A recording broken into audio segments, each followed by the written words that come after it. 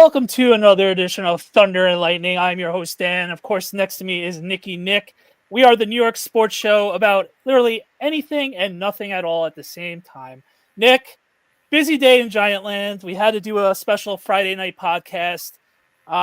So New York Football Giants and Daniel Jones parted ways mutually today. And boy, we knew that Daniel Jones wasn't going to be on the team for long. Most cases, they usually send them home. Like Derek Carr did a few years ago with the Raiders, and then Russell Wilson last year because of the injury settlement history of that. So after yesterday's like brief press conference from Daniel Jones, you could tell it was already over. We didn't know when he was going to get cut, if he was even going to get cut or just sent home. But today he came to the Meadowlands and asked for his release with Mr. Merrill. So what say you? How crazy was today? It's been an active few weeks in Giants land. I think I'm not as surprised as some of this fan base because I alluded to it in my video. I didn't want to really get into it until we got on tonight. Mm-hmm. If you go all the way back to Saquon contract negotiations and how all that has kind of snowballed into where this team and franchise stands today, I think if you read between the lines on a lot of that, the writing was on the wall. I think if you listen to the press conferences the past 2 weeks, basically said it all to you. So I'm not that surprised, and I honestly don't blame him for asking to be released. I would probably too at this point. And I had said in the video, like, I saw somebody say, well, if you're a Daniel Jones hater, like, there's no thanking him for his service. But it's like, yeah, listen, I don't like him as a quarterback, but I do appreciate that he gave 6 years of his life here. And I think he handled the New York market really well. We always talk about, you got to have that certain personality type to handle the New York media. And like I said, Danny, there's no way he went out on that field every week and like wanted to lose. Like nobody wanted to be more successful than him, I bet. You know what I mean? Like the same for me in my business. Nobody wants it more than I do, right? So I guarantee you, like he did not have that mindset of failing. I don't think the Giants set him up properly for a majority of his career here. Right. It's really unfortunate. And that's fair. That it just didn't work. Something was not working. It just didn't work. Now, I mean, we don't know. Tommy DeVito's out there. Maybe it just doesn't work. I don't know. But I think you can say thank you for him trying to give his all and really, I mean, in the playoff run. But I think if you go all the way back to the first Saquon negotiations, that really snowballed into literally everything and dictated all of the things and all of the next steps that came after it. So if you take all that into account, you take into account how weird the press conferences have been, and if you can read between the lines and you understand coach speak and media and it was like collectively, was it last week or the week before? The entire beat just flipped, right? It was like everything went upside down. So I don't know about you. I'm not that surprised about this. Something had to give, right? Like the pressure valve just had to release. Yeah. And I also want to say he's obviously a proud athlete. He's a professional athlete. He's a proud person about being a elite of the elite and then being stuck on the fourth team doing basically being on the fourth team, getting a guy that just literally got signed to the practice squad in Tim Boyle. You're just like, all right, I get it. This is all about the money. I get it. I'm not I do suck, but you're putting me all the way to the fourth string. That's, for his sake, disrespectful. For most everybody else, who cares? It is what it is. But I'm proud. Everybody sees me. I was the quote unquote leader of this team, and you basically demote me to being that person. I would, from his standpoint, I would be very upset and hurt by that, and definitely be like, hey, dude, I literally gave you guys everything. Blood, sweat, tears, knee injuries, neck injuries. And I know there was no specific way of handling this, and it was going to be awkward regardless. And then it backfired on the Giants for making him looking like the innocent one and the one that just because he sucked, that's all out the window now. So with that, it was just a weird thing right now. Hi, Chris. What's going on? We'll talk about that later. We have plenty of time. Tonight's really more about the Daniel Jones and how poorly. Well, for anyone who's listening, the question is Oh, yeah. Cam Ward now the consensus choice for QB in 2025?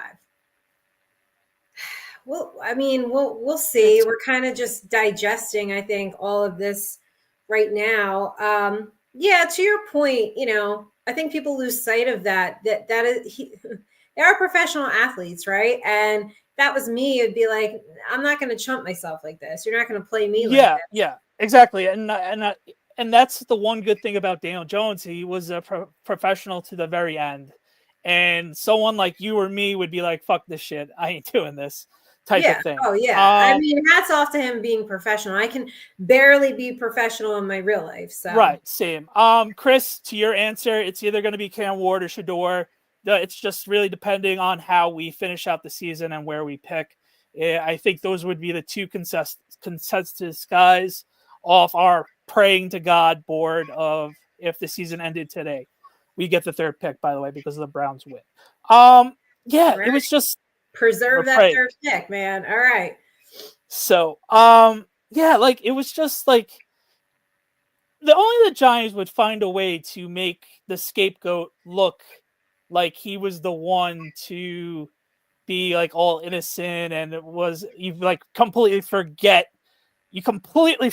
that the reason why he got benched originally was because of his play on top of the injury thing, and leave it to the Giants for some people said fumbled. You agree it was somewhat of a hack job of the way the communication all went down, and then the whole media went down. Like we mentioned Monday, I saw Dan Duggan's tweet. Oh, later in the week we'll find out who's going to start, and then literally 10 minutes later, the national media goes, by the way, Daniel Jones has lost his job, and Tommy DeVito is starting, and everybody's like, what? Like they were like backpedaling. So. Okay, so from Chris, the issue he has is that Jones called Mara when it was down to the wire in his contract. He walks into Mara's office to get released. What is Joe Shane's job? Right. Yeah, it's just weird, clearly. Right? Yeah, you're clearly overstepping in hopes that Mr. Mara, who loves you, finds a way to make it happen. And then another one from Chris says most of the players' IG stories were supporting Daniel Jones. Apparently, the team loves him. Yeah, and I think I said it in my video. Was you did? All he got was praise and accolades from his teammates and like how much they loved him in the locker room. Yeah. I don't think it was a leadership thing. I don't think it was. He always received praises for being such a great teammate, and that does go a long way. But at the end of the day, I mean, did you see Stephen A. Smith's rant? Yeah, I actually could pull it. I could actually pull it up for you. I had it ready to go. Oh, you had it ready to go. It's a good segue because you get it set. I'll set the stage.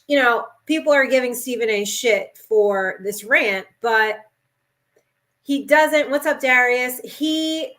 You might not like the way Stephen A. Smith, his delivery. Just give me the heads up when you want me to play it.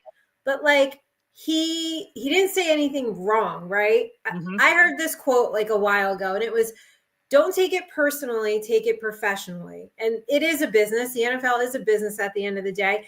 I don't think Stephen A. necessarily said anything wrong. Maybe the delivery sucked, and everybody else on the panel is just sitting there like, oh my God, sipping tea.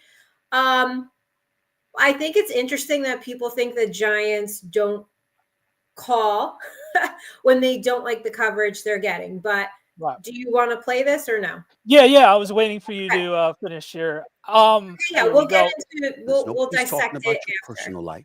Nobody's gotten into anything. Your performance was put on public display, and you were 20 games under 500. You have been abhorrent.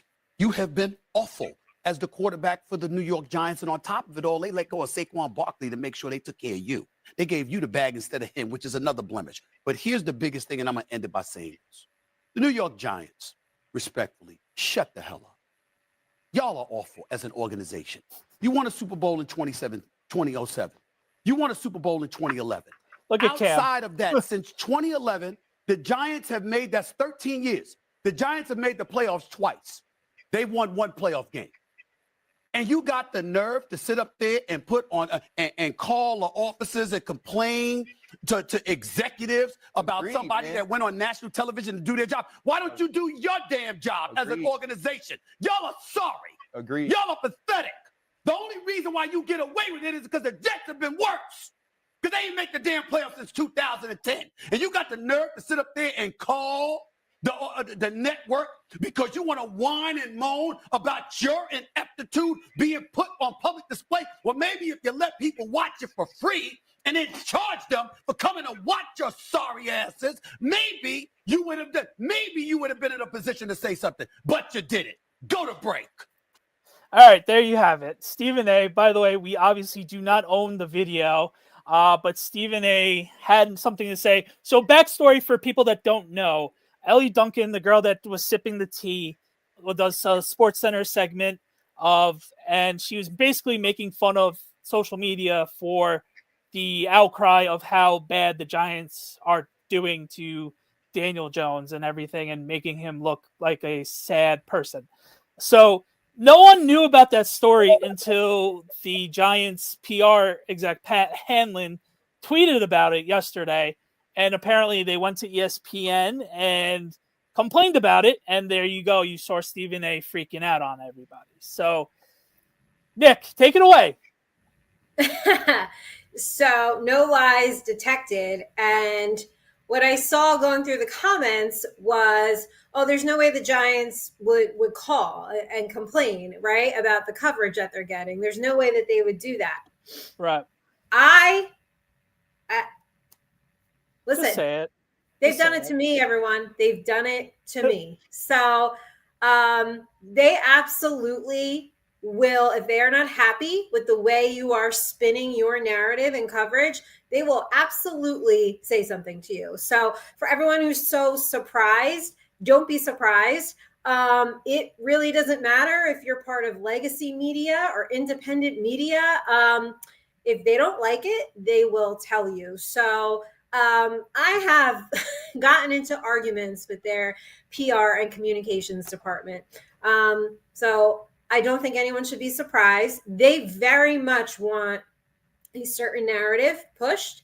They very much want certain people in the media to push said narrative. And we know those people. We know who those people are. And if you do not play that game, you know, they don't like you. So for me, you're not going to tell me how to cover you, how to write, what kind of content I do. If you want better press and coverage, put a better product on the field. Right. And that's really it. And I listen, this is a side gig. Like, I don't give two fucks if the Giants want me there or not. Because you know who does? WNBA and every single, college that is clamoring for media and sports coverage and attention. So for the Giants, you wanted attention, you fucking got it. Be careful what you wish for. It's not our fault that you have fumbled your PR communications since the Saquon contract negotiations the first fucking time. The first time. Like, Danny, if we really dissect it and break it down, go through it. So he says no to the first offer, right? Saquon? Yeah. It was the first time. And then, if you remember, it was literally down to the final 2 minutes of who was going to get tagged, who was going to get the contract. Obviously, at the time, it looked like the right idea because you're going to have to pay a quarterback in hopes that Dabes was going to groom him into being that better quarterback that we all hope and prayed, obviously. And that was the first friction of everything going on. And Saquon was like, okay, I get I'm a running back, but if it wasn't me, like, we wouldn't be making the playoffs type of thing. So that was the first, like, all right, this is weird. Well, the first one was the season before when they gave him, when they tagged him, right? And they couldn't even get that right. Yeah. Right. So that's what I was saying. Yeah. I thought you were talking about this year when he started. No, I was talking. No. When he first got the tag, it was like, oh, okay, I guess either you're gonna give me a tag again, which he expected, or a team was gonna blow me out of the water, and they did. You know, that first offer to Saquon, they fumbled that so bad on the PR and communications department to the point that I was standing right there. There were ex-players saying their piece about the organization right in front of me, right? But they didn't care who was hearing it. I never talked about it. I never reported on it. I never wrote a story about it. But the information that I sat on, I never said anything, but they fumbled it so bad that their own, people in the building were like, what the fuck are they doing? And then it just spiraled from there. They just could not get it right. And I think what happens sometimes is, and there's companies like this too, Danny, where like they want to hold the narrative so tight and try to control everything that you lose control and it spirals into this. Like, and now you all look like the clown show that you really are. Yeah, no, yeah. It's just one of those things of like you mentioned, and I've been trying to calm you down for the last year about like, all right, Nick, just don't say it on air. And I think today was perfect because Stephen A has been saying what you've been saying for the last year and a half. So it's true. It's 100%. Absolutely true. Yeah, it's absolutely true. And if anyone doesn't believe it, DM me. What can I tell you? Yeah, it just looks like a clown show because I think the Ellie Duncan video, no one saw it until this morning. Well, you had to find it when Pat Hanlon tweeted it out, and then everyone was like, "What was this Ellie Duncan video?" And it was the most tame thing. Was it cool? Was it funny? No, it was whatever. It was a Daniel Jones joke we've heard a billion times, and that was the final straw on the camel's back after you parading him around as fourth quarterback. I'm like, yeah, you can't have your cake and eat it too. Well, that's what the Giants want. That's what they push. Yeah, they want their cake and they want to eat it too. And sorry, like it just doesn't work that way. And we say it every week. Listen, there are idiots in this fan base, but a majority of us have been fans for a long time. There's plenty of us now in 2024 who have access, right? Mm-hmm. And we are podcasters and content creators, and there are independent media outlets that can get access, and so we're not stupid, and they operate like we are, and I think that insults a lot of the fans. Oh, 100%. And they're, like we always said, they are old school, and as old school can get. And it doesn't matter how new school they try to get, they still find their ways to stub their toe in the older view, not realizing everybody is paying attention with a fine magnifying glass. And what you were able to do 20, 30 years ago is just not going to cut it this year. And it started unfortunately, when the media was able to see the 10 minutes of practice, and you see Daniel Jones just like doing the football behind their back, and just like, all right, well, that's weird. I know it's supposed to happen because they don't want him hurt in the injury situation, the injury settlement. So there's that. So let's circle back. So as we all know, Daniel Jones got released, and the best part of it is after he claims waivers, the Giants injury settlement is no longer needed, and the Giants do get the $19 million back into the cap space that we all were hoping and praying that he wouldn't get hurt here on out. So that's the positive of it. Did it suck that we had to see?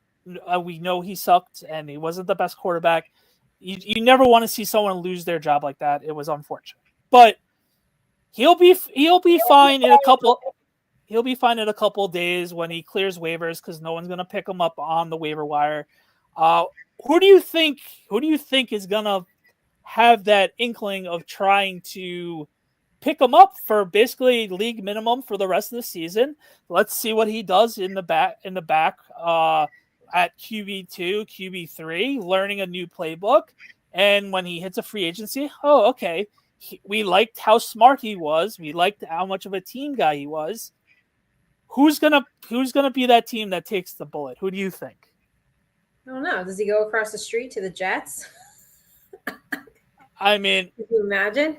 that would be funny. Some people joke that it would be funny and peak Jerry Jones if he was to sign with the Cowboys, give him the game plan, and learn, because Cooper Rush and Trey Lance are obviously not going to get What the a job done. Thanksgiving matchup that would be. Tommy DeVito versus Daniel Jones, who's now got a star on his helmet. I And mean, not from knowing a the rating Cowboy standpoint, I mean, holy shit, that would sell. that would definitely sell. And then other people joked that he would go meet up with Saquon because Kenny Pickett sucks. And he would go to Philly. And our luck is we played them the last game of the year. Everything's wrapped up for Philly. So that means he would start against us. And I joked with my friends. I didn't really get to talk to you today. Our luck with Daniel Jones is he plays with the Eagles. He throws a back-breaking pick six. I know, an interception this year. Who would have thunk it? But find a way we beat them and then we lose our top draft pick would be peak Daniel Jones, and hilarious. That would be the one last FU to the Giants from him. Would be funny. Twitter would absolutely explode. But I could see that. Does he go home? I know the quarterback room in Carolina is pretty loaded right now. Does he go to Denver because Davis Webb is the quarterback coach there? So there's places where you could see where he would go, where he wouldn't go. Seattle sees him going to Seattle. Okay, that's an interesting spot. I don't really see that, but okay. I think if you go just think about division by division, who needs him? Well, the Cowboys theoretically. The Cowboys, yeah. Okay. The Raiders could always use him. Yes. He could easily start if they're planning to save their jobs and whatever. Who else has a hurt quarterback? Well, Tennessee seems to like Levis a little bit. He's been opening it up a little bit.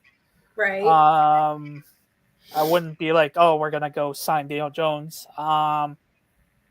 Just those fantasy teams that I mentioned. That basically would be it. None of the Florida teams. With our luck, though. Maybe Minnesota. See what they have. Minnesota. I do think that wherever he goes with our luck, watch him light it up. I mean, I could see Minnesota for the reasoning of, all right, Sam Darnold basically played himself out of a contract next year. Let's see what he does behind the scenes, and if Sam Darnold starts to sink, Daniel Jones in the next 7 weeks could learn about the playbook and throw it up to Justin Jefferson, and there would be no difference, Minnesota would be fun, and then you could see him backing up J.J. McCarthy because the contract would be cheaper than Sam's. That would be one. I don't really have a gut feeling because I could see the funniness out of the Eagles and Cowboys, and I could see the logical thing out of the Raiders and Vikings. Yeah, no, I'm with you. I mean, why do I just feel like it will be a division rival? I mean, no one thought Saquon was going to go to Philly. Right.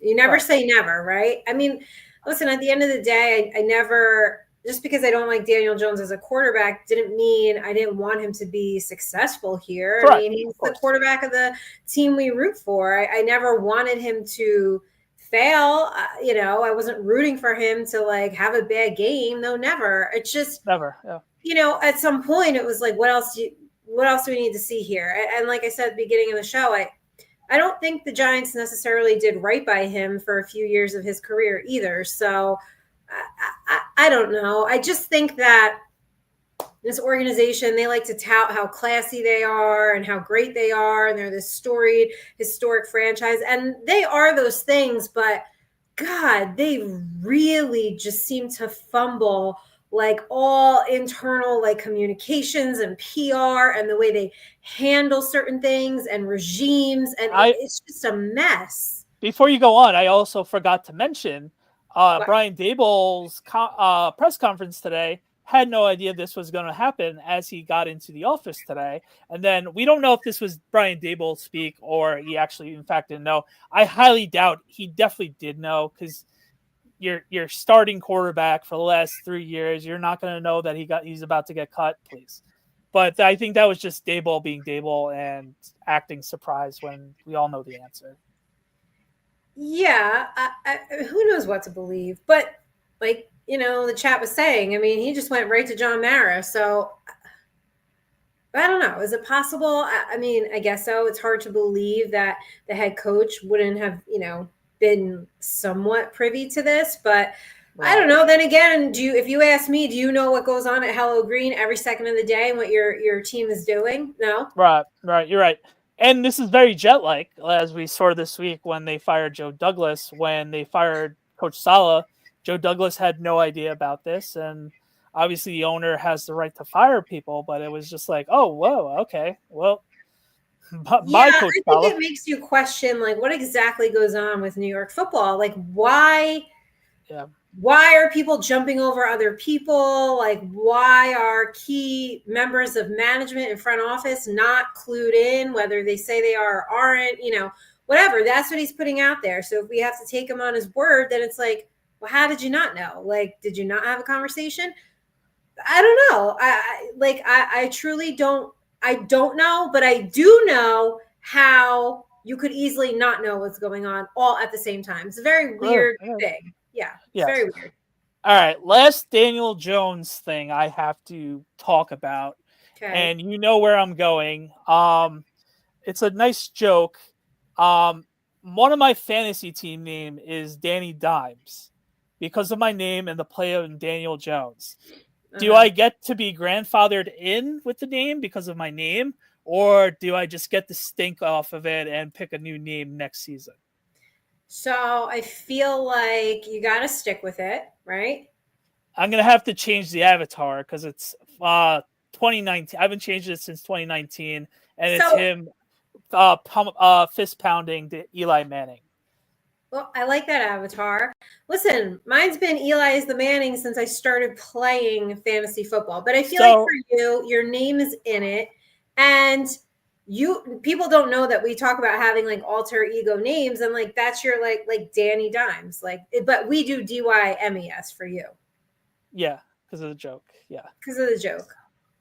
I say keep it, right? I feel like, is that bad juju to change it now? Because you kind of went on a roll, right? Like, yeah, no, I definitely won a couple of championships on it. So maybe consider it next year, but you're going to change it right now? No, I'm not changing it this year. We're already in the mode. I'm talking about next year. Why don't you wait and see where he goes? It might just end up being a funny joke if you leave it.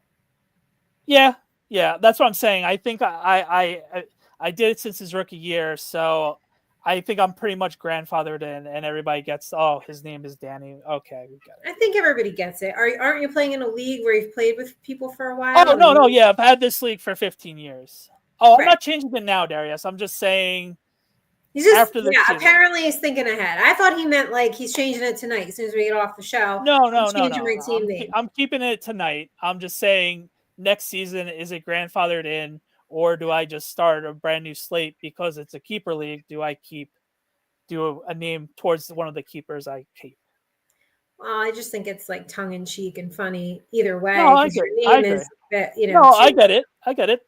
It was interesting. I knew this moment was coming. I didn't think it was going to happen. Prepping for this moment. Not prepping for it, but I knew it was obviously coming. But we got another question. Who do we want to be the QB in 2025? And Danny, we're gonna get asked this until April. And then I'm gonna have a weekly fight with Nikki, and thank God we are a New York sports show and we don't have to talk about the draft every week. Honestly, at the moment, I think it really depends on where we fall.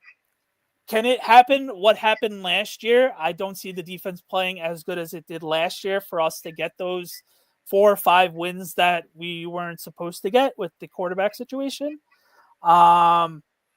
If we get a top 3 pick where we're at right now, and either Cam Ward or Shedeur Sanders is there, I mean, you have to be stupid not to take either one of them, because that's really what's hanging in the balance of if the regime is still here, and you could either get a couple more years with the rookie quarterback because your head coach is a quarterback guru. I would be shocked if they didn't take one of those two guys if we're still in that higher place. If we fall out of quarterback rankings of the top few guys, we're back to where we were last year, where the guys that were the Penixes, the McCarthys, the Knicks of the world, of okay, if we get them, all right, these guys could be good.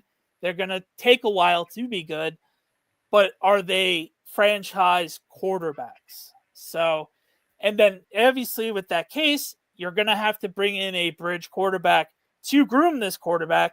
And if you don't like either of the rookie quarterbacks coming out, you got to be able to trust this guy to start. So I think Sam Darnold played himself out of the contract, and I would have to see who else is a free agent to see like, oh my God, we should go get him. Maybe a Kirk Cousins if they find a way to cut him. I don't know. I think he's making too much money and he's a little old for my liking. I am in the let's get a rookie, let's groom it, and start fresh roster-wise would be the way to go. What about you, Nick?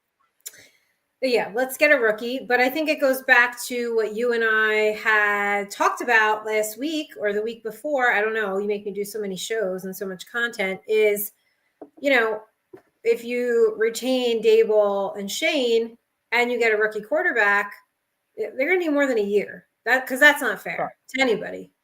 Right. So, but that's what they did. That's what they did with Pat Shurmur. So they have to be smart and cognizant of that situation. And we're back to square one. And we're back to square one again. Like, it's just, I feel like, part of me is like, let them all just go. Just completely start fresh. And but the potential you don't is want to do there. that either, right? Like, the potential is there because we might not win another game, or we might win 2 games each. And what is a 4-14 record? No, 4-15 record. You're not doing much. 4-13 record. You're not staying. It's clear they're trying to lose. Like, right. Even though we come on here and say, no, listen, Brian Dable's going to game plan to win. Okay. But like your actions are saying, yes, your actions are saying this was a business decision with Daniel Jones. If Tommy DeVito fucks around and wins that game Sunday, which I think is funny that neither you or I are actually going to be able to watch it. He's going to get benched. Tim Boyle time. Like, I think I Drew Lock in the locker room. Like, yeah, I don't know, man. I thought I was supposed to be QB too. I don't know why I'm not playing, bro. Because they think you're going to win a game or two. Like you said, it's like preserve the spot. That is the name of the game right now. Preserve the draft spot. But so then we're back in this conundrum of like, if you're trying to lose and you win 4 games, you shouldn't stay. So you wipe it all clean. You get a new head coach, a new GM, and a new quarterback, or you keep these 2 and you let them get their guy. And you got to give them more than a season with a rookie QB. It just sucks. We're in hell. We are in football hell. We are in the definition of football hell. And they're going to have to find a way to dig themselves out of it. Hopefully we get a knight in shining armor to save us because we are in the deepest depths of hell right now. And we need to find a way to get out of it and be that team that everybody was proud of this franchise. And like I was talking to a couple people today, if Daniel Jones was to go to the Cowboys, obviously we're going to make fan fiction out of it, and he was to beat us, I would just laugh. It would be like, and I told my friend, and I would be like, what's another day of jokes? Honestly, I am so numb by the jokes right now. Yeah. It would be so us that Daniel Jones would go to the Cowboys on Thanksgiving, magically forget he knows how to play football magically after 6 years, and light us up. Would be hilarious, and I would be laughing about it. It would just be so fitting if that happened. I wouldn't even be surprised if that happened. I am so numb to all the debacle and bad football the last decade and a half that, there we go. Shocking. That's how I feel about it. So I wouldn't be. Nothing surprises me with this team anymore. Not a goddamn thing. Honestly, it really doesn't. Sorry, go finish your statement. Sorry. No, I just I'm trying to think what I would do. Do I keep those two and let them get their guy, or if you finish with 4 and just, I don't know. I know where you're at with it. I know where you're at with it. Yeah, I think, dude, it would be one thing. And last year I was like, well, look how he's game planning and getting these wins. Yes, right. But I think your record says what your record says, and unfortunately, it's going against the grain where the Giants should have continuity. But at this rate, the way everything has played out the last year, the optics have been absolutely brutal. I don't see how they could survive this if the season goes the way we both expect it to go. There's just no way. And by the way, it's not just Joe Shane and Brian Dable. No, absolutely not. Fumbling, internally. It's PR, the whole. There's a lot wrong in that franchise. There's a lot wrong. And it would do them a lot of good to maybe look in the mirror and look in a little bit and say, like, we need to make changes across the board here, because they just seem to just make mistake after mistake after mistake after mistake. And there are plenty of teams who have been in football hell. Darius is saying we've been in football hell for over a decade. Plenty of teams have been there, but they eventually figure it out. The Commanders, us and the Jets. It's us, the Jets, and the Browns. It's New York football. It's. Did you see? I think it was License Plate Guy that originally tweeted it, and I retweeted it, and it was Tom Coughlin giving that icy look. Yeah. After that happened, and it said, like, the moment that changed it all. You can't convince me otherwise. That was the tipping point. I know we're gonna go back from last week with what I'm about to say, and it's still harping back in the back of my mind when Joe Shane was trying to justify that we have been in 1-score games basically every week. All right, well, I'll DM Han. Who's that hot girl that I love? Who's that hot girl? Give me the blonde one. I'm drawing a blank right now, but everybody knows. Like, I'm DMing the hottest girl on the planet who's a supermodel. Hey, we want to go out sometimes, something like that. Who cares? You're still not going to have any chance of going out with her because she's beyond your league. And that's similar how I feel with Joe Shane in terms of, we were in 1-score games. Okay, cool. Maybe in my next life, I will be able to Sydney Sweeney. I could call, maybe in my next life, I could call Sydney Sweeney and be like, hey, I lost all these games, but they're by 1 score. Do you still want to go out with me? No, you're still lost. You're still a loser, so it don't matter. Well, almost doesn't count, right? Right. So it's like he tried to, like, give some credit to, like, moral victories and, like, oh, well, they were 1-score games. It doesn't matter. A loss is a loss. Win is a win, a loss is a loss. And like we have been saying for weeks, how does this all go away? Win some fucking games. However, now at this point in the season, it's, do we want to win games? Well, now we need a quarterback. Well, now we might need a new coach, and now we might need a new GM, and now we might flip some of that front office over. And it's like, again, they put the fans in this shitty position. And fans are the lifeblood of any sport, any pro sport. We're the ones that are spending our money, like you season ticket holders and stuff. And even if you're not, we're still spending money on merch. I mean, God damn it. We have a whole show dedicated to them, and we're not supposed to. It's supposed to be all New York, and we're supposed to come on for 15 minutes today, and we're about to hit the 40-minute mark because this franchise is so goddamn dysfunctional, and they've been dysfunctional for over a decade. It is like a bad relationship. Who stays in a shitty ass dysfunctional relationship for over 10 years? Like, listen, baby, I'll be better, baby. It's okay, baby. I'm gonna be better. I'll be better. I'll change. No thanks. It doesn't happen. Like, it's just not happening. So I really, and people said, oh, it wasn't the Tom Coughlin. That's not what changed it. But if you had to say to me, you asked me last week, was there a Daniel Jones like memory, like good or bad? Was there something that like clicked in my head?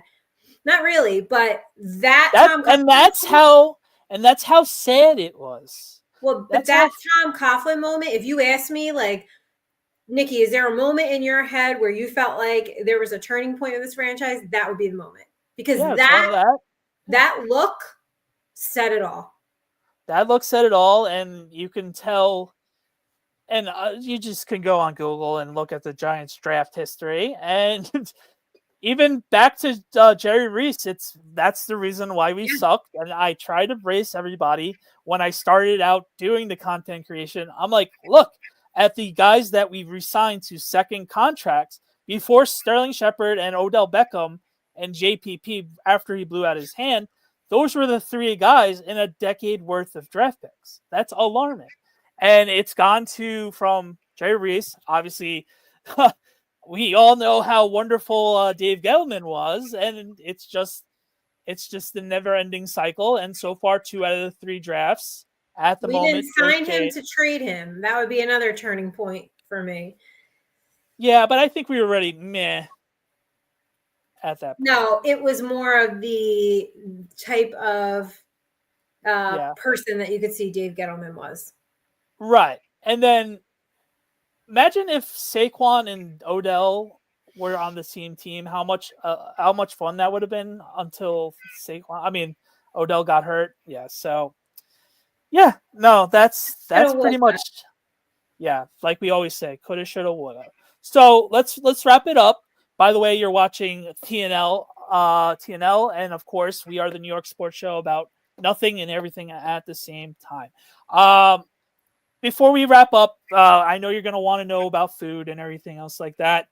Since we can't really do content this weekend, do you think the Giants show a little spark with Tommy DeVito against the better Tampa Bay Buccaneers? I don't. Oh, yeah, I think there's going to be a little extra spark. Maybe a little bit more offense. Maybe we're going to focus on Malik Neighbors probably a little too much, probably. I could definitely see that. He's going to be the crutch. I think that'll be fun. We'll probably have fun for the first 3 quarters. Oh, this is a close game. And then Tampa, who's much better than us, with Sterling Shepard coming back and Mike Evans. And their running game is going to run all over our defense. So don't be shocked that they control the game, and we're just going to have to play from behind, which we're very used to doing for most of the games. So I don't see us winning. I would probably even take the points. I don't even know what the points are. I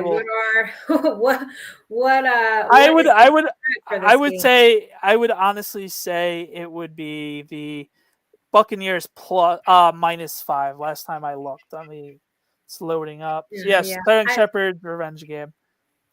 Yeah, I think the Bucs probably win by a touchdown. Chris says define spark. Yeah, I think so. A little bit more than what they've been given, and maybe I think scoring 20 points. I think that 5.5. I think that you nailed it. By the way, yeah, I think a touchdown. I think that DeVito is going to give the fan base a little spark. I think everyone's going to be a little hyped up. Right? They're going to be like, yes, a little entertainment. I don't see that, though. I do. Oh, yeah, I do. A little bit. People say it now, but when he gets out there and if he scores a touchdown, there's going to be a lot of spark. Like, yeah, you're right. It's fresh. It's fresh blood. It's fresh. And it's not Daniel Jones. You're right. It's not Daniel Jones. It's going to spark it in a different way. Do I think they're going to go out there and be world beaters and light it up? No. I think Tommy DeVito throws a touchdown to Malik Neighbors. Yeah, probably. And I think everyone's going to lose their mind and the fans are going to go, completely, batshit crazy in one direction. And everyone's going to be like insane or, they're going to hate their life. I don't know. But yes, I think maybe a chaotic spark is going to get lit. Sure. Yeah, that's we put fun in dysfunction. At least have fun with it at this point. Right. So, yeah, you're absolutely right. I just think it's funny that neither one of us can watch that game on Sunday. Go figure. Go figure. I don't really care. I mean, I know you don't care. I'm gonna still probably find a way to watch Red Zone. I'm gonna check in. I'll be at the Villanova Maryland game, and I know you're at a wedding. Yeah, the wedding's not until 4, so I could watch a good chunk on Red Zone. Oh, you could watch. Yeah, I could watch Red Zone a little bit. I think the Nova game starts at 1, but we know basketball is a quicker sport. I'm going to still check and look, but listen, if I don't watch the whole thing, I don't watch the whole thing.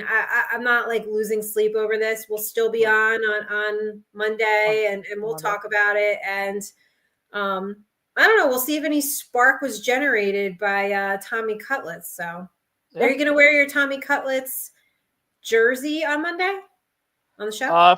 If we win. If we win, yeah. Going to the Nova game sounds better than the Giants game, 100%. Oh yeah, without a doubt. Yeah, I think I'm gonna have a lot more fun there. This is I don't know. The last time I went to a sporting event as like a fan, usually there's media or like a podcaster or getting content for, you know what I mean? So it'll be fun to just go relax and hang out and not worry about like getting content. Yeah, have fun. You deserve it.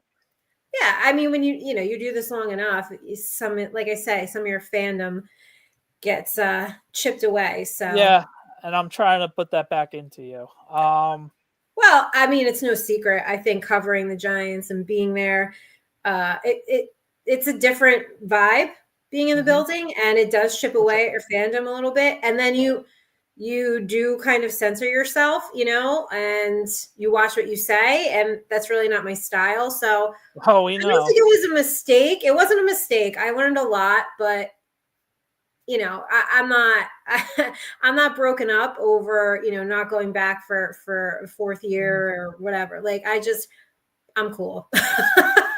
You're not going to tell me what to write, how to write it, what to say, when to say it. Sorry. Fuck yourself. There's you're blatantly lying. In the building. Yeah. You're blatantly lying. Yeah. I mean, and you want me to lie? Like, how do you spin the shit show that is the New York Giants? Like, what do you want me to say? It's so funny, like seeing friends and family and people that you grew up watching, hanging out with, and they know you're a big Giant fan, and they're Giant more times than not. They're Giant fans as well, and like you and me have that conversation. Like we're speechless. It's like some weeks we have to find a way to muster on how bad they are, and I just shake my head and like I don't know what to tell you. They're really really bad, and I had my former football coach and basketball coach pick up his wife from the train the other day. And mind you, he's an older, middle-aged man that has seen the 70s where the Giants they didn't make the playoffs for 19 years. And he goes, this is the worst Giant team I've ever seen. And that guy saw the Giants not make the playoffs for 19 years. Yeah, I mean, look, it is what it is. Like they are. I don't know if it's recency biased or not, but the way he said it, I believe him. So this is why we need the WNBA back and on. So yes, Nikki can be there. Yes, I can't wait to go back for season 2. College is a lot of fun. Truth be told, when it comes to covering, I do like to cover basketball a lot more. What's funny is if you would have told me 4 or 5 years ago that I would have had the opportunities that I've had and I was going to absolutely hate covering the Giants, I would have said you were crazy. Like I would have said that you were just out of your mind. But I think, maybe basketball in terms of sport coverage is like a little bit better of a niche for me.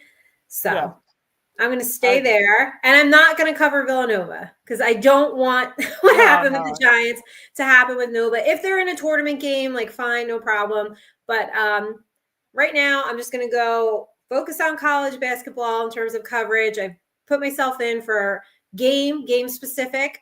Everyone keeps asking, am I going to follow a certain school? It also depends on my schedule too. So it's hard, but. All right.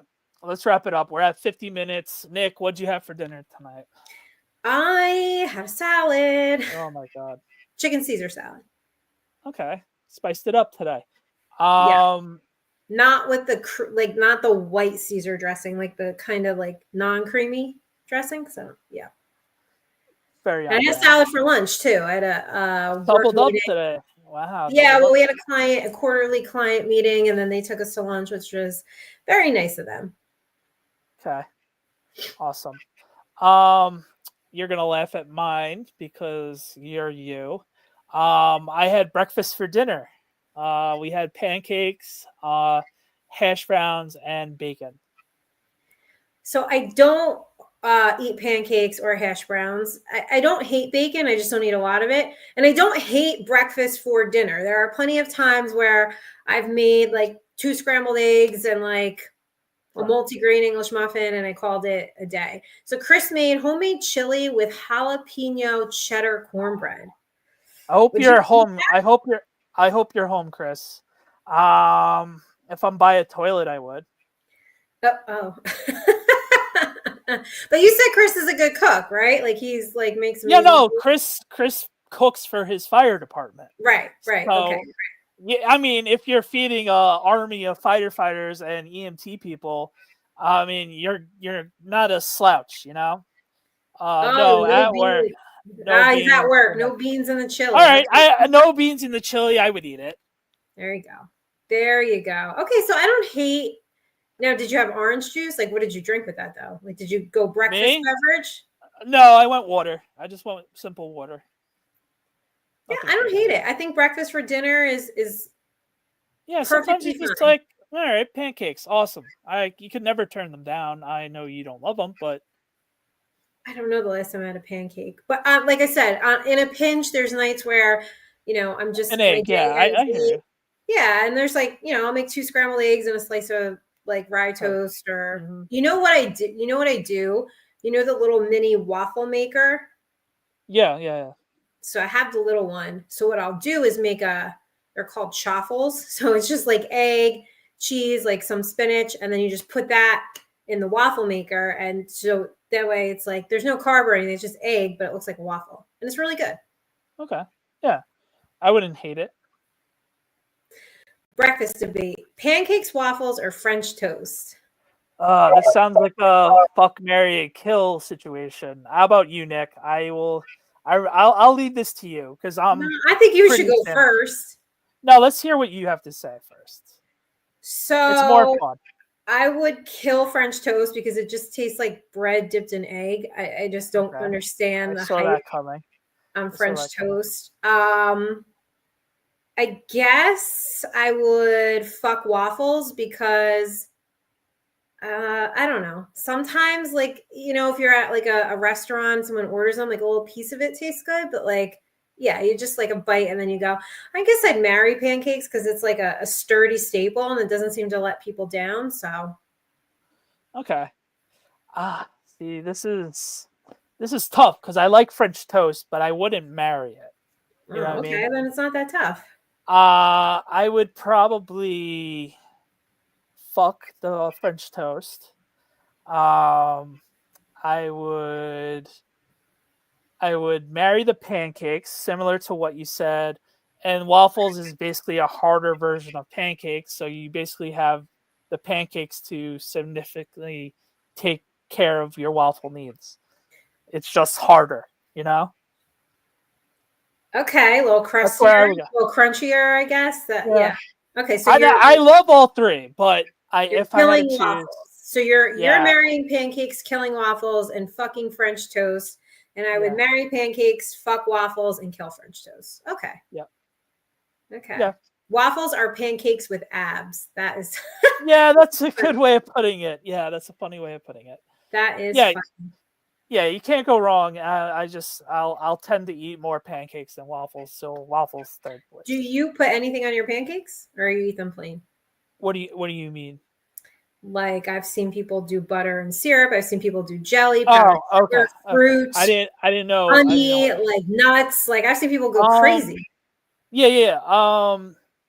Well, I'll just do syrup. I think the butter is just too much. I don't love that. I just think with the syrup is just enough for me personally. Oh, yes. I remember. Didn't you do your syrup wrong when you were staying at a hotel? Oh, yeah. I didn't. You got killed on that. Your syrup ratio. It was in a waffle, right? You didn't fill all the crevices. Yeah. And spare me. I didn't think I was going to take a photo. But yeah. And then I think I do like pancakes when they are put in with chocolate chips and bananas in the pancakes already. I like that as well. I'm told peanut butter pancakes with peanut butter is good. Nikki doesn't like peanut butter. I would do that. I've had the peanut butter chips in it, which was pretty good. In the pancake? Yeah, instead of the chocolate chips, you put the peanut butter chips instead. I don't think I'd like either one of those.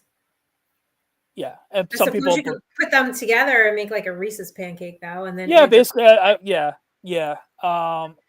And then some people like blueberries in it and other stuff like that. I would eat all those. I see some of these people on Instagram. They post their brunch and their pancake. It's like Yeah, I don't know. those places you're paying like There's like 50 whipped bucks. cream on it and Yeah. strawberries, and I'm like, holy shit! Like, You're going there for the Instagram photo and you're paying 45 bucks for it, and you're like, oh my god, this is the best pancake ever. And actuality, I'm sure it's all right. 45 bucks. It better be the best pancake ever. It Right. better be damn good on Normally Instagram. it's not. Normally it's not. It's usually the cheaper place that you would never. Sometimes a good old diner breakfast is what you need. Right. Give me that any day of the week. Yeah. So Nikki, I hope you had a wonderful weekend upcoming. Thank you for everybody that's watched this surprise episode. Good luck to Daniel Jones wherever he lands up, as long as it's not in the division. Until Monday night, I hope to see you guys soon. As always, go Giants. Thanks for watching TNL_NYJ. Have a good one, guys.